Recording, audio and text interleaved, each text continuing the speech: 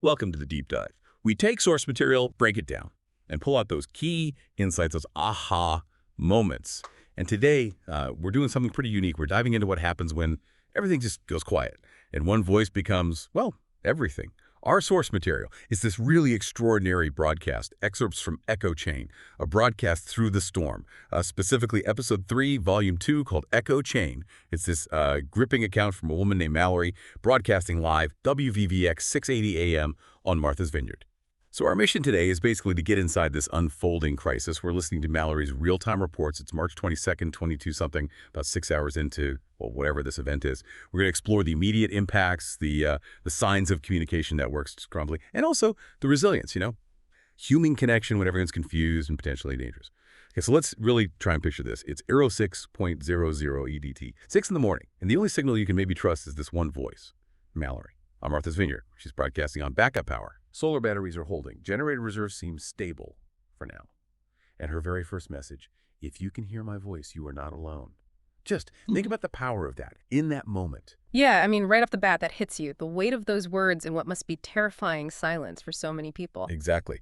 So Malie's broadcast, it kicks off 6 hours into whatever this is, as she puts it, and she immediately starts reporting contacts she's made off island, trying to piece together a picture. So we hear about W1RA and Hyannis had brief contact, reported black SUVs, roadblocks near the Sagamore Bridge, but then nothing. No visuals since 4:30 a.m. Then there's N1KRS Provincetown, relayed seeing unknown aircraft over the Outer Cape, but it was a short burst transmission and silence again. And what's fascinating there, I think, is Mallory's immediate role. She's isolated herself, physically perhaps, but she's instantly reaching out, becoming this communication hub. It really shows something about crisis, right? How human trust and just that initiative to connect becomes the network when the official ones fail. These little reports, they're like fragments of a movie. Very chaotic, giving you glimpses beyond the island. Yeah, fragmented is definitely the word, but it gets even more concerning. She also makes contact way further afield. 9 Lima Charlie, outside Bonn, Germany. Right, and this is where you realize, okay, this isn't just a local storm or blackout. This is big. 9 Lima Charlie's report is, frankly, chilling. European comms nets, crumbling, German broadcasters, dark. Poland's civil network went down hours ago before dawn. And maybe most worrying, NATO high-band traffic, silent for 3 hours prior. Wow. Yeah, it strongly suggests a widespread communications collapse, possibly global, not just a Massachusetts problem. It really underscores how fragile our interconnected world actually is. So, okay, global comms are collapsing, but Melly brings it back local, too. Back to Martha's Vineyard. She reports on the Vineyard Haven weather buoy. The telemetry data says radiation levels are normal, air pressure steady, no sign of toxic agents. Well, there, at least. That's a small bit of relief, isn't it? Or maybe just makes the other news worse. It's a strange kind of comfort, yeah, because it highlights the contrast.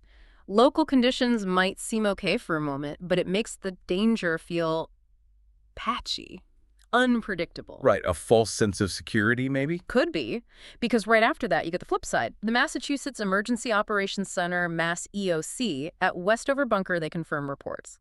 Suspected chemical dispersal. Ah, okay. And this is where it gets really specific and kind of terrifying. It does. The reports mention specific mainland locations: Boston Harbor, New London, Portsmouth, key transport areas. And the source material notes drones, disguised as agricultural models, releasing aerosol payloads, piers, transport hubs. Causing what? Fast-acting nerve agent symptoms, apparently. So May's advice, broadcast immediately, is purely practical survival stuff for anyone listening on the mainland. Seal your windows, wear masks if you have them, avoid low-lying areas because some agents are heavier than air. Stay indoors. Critical life-saving instructions. And as if chemical agents weren't, enough, Mary then relays this emergency bulletin from Mass EOC about hostile forces using false flag tactics. Yeah, this is crucial. False flag means they're deliberately confusing people, using U.S. uniforms, maybe unmarked vehicles, fake IDs, stuff like that. So you don't know who to trust. Exactly. It's psychological warfare on top of everything else. Pure confusion, as Mary calls it.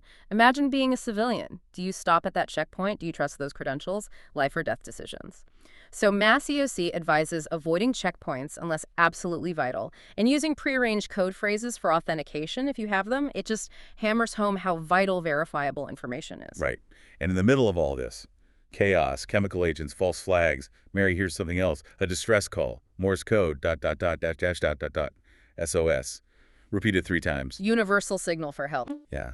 Unknown origin. Could be local, she says, but it's just another layer, isn't it? Someone out there is desperate. So faced with all this, what does Ma do? How does she try to, well, fight back against the silence? She puts out this call to the ARES net. That's the Amateur Radio Emergency Service.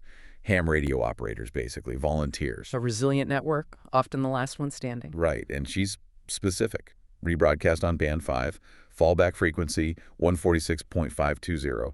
She knows her stuff, trying to create a dedicated channel. She sets her secondary transmitter to just continuously beacon her ID and asks anyone with battery-powered handhelds, CB rigs even, to listen for her identifier, WVVX relay node 80 at Delta. And then she says it. We need to build the echo chain now more than ever. It's like her mission statement, her rallying cry. It's a fantastic phrase, echo chain, turning listeners into active participants, rebroadcasters, building resilience from the ground up. Yeah. But even as she's trying to build this chain, the reports she's logging, they get darker. She reads from her logbook. Faint contact with a tugboat off New Bedford. Lost at 0420. A drone spotted over the Oak Bluffs ferry at 0435. Then, silence from there too. And at 0510, this retired EMT calls in. Reports seeing 3 deer near Aquina just collapse. No obvious wounds. Suggesting airborne agents may be drifting onto the island now? It's ominous. Very. And then the wider network keeps shrinking. A message comes in from N2ARG, Northern Vermont. And that message is another huge piece of the puzzle. No contact with Concord. Concord, New Hampshire, presumably. EMP confirmed. EMP, electromagnetic pulse. Right. Which would explain widespread electronic failure instantly. Sheltering in repeater bunker, net compromise. So even the backup systems are failing or infiltrated. Mally has reaction. Just notes it down. That's 3 states gone quiet now. You can just feel the walls closing in. Yeah, the sense of isolation must be immense. And she admits it, She says she was trained for hurricanes, power failures. Not this. It's honest. Relatable, I think. But then she recalls her grandfather. Some wisdom he passed down. The mic is a lighthouse, and people are ships in the dark. You don't turn it off because the storm got bigger. Wow. That's powerful imagery. Isn't it? And her resolve just clicks into place. She says, so I want. Simple as that. She's staying on the air. And then, just as things seem bleakest, a voice cuts through the static. Faintly. 9 Lima Charlie again. Yeah, from Bonn.